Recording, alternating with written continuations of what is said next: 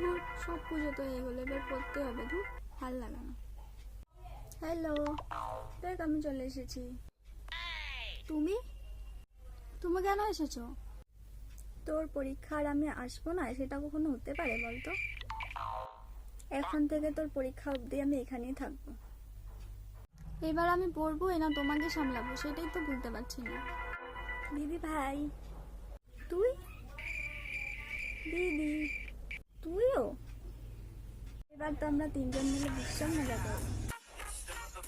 আমরা ফ্যামিলি নিয়ে চলে এসেছি।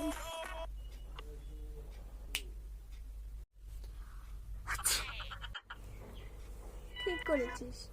এবার আমি আসি রে, সর্দি কাশি। টাটা।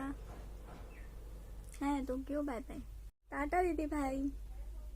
টাটা দিদি ভাই। একজন চলে গেলো, আরো বাকি দুজন বলছে আরো 1 সপ্তাহ থাকবে। ভাল লাগে না।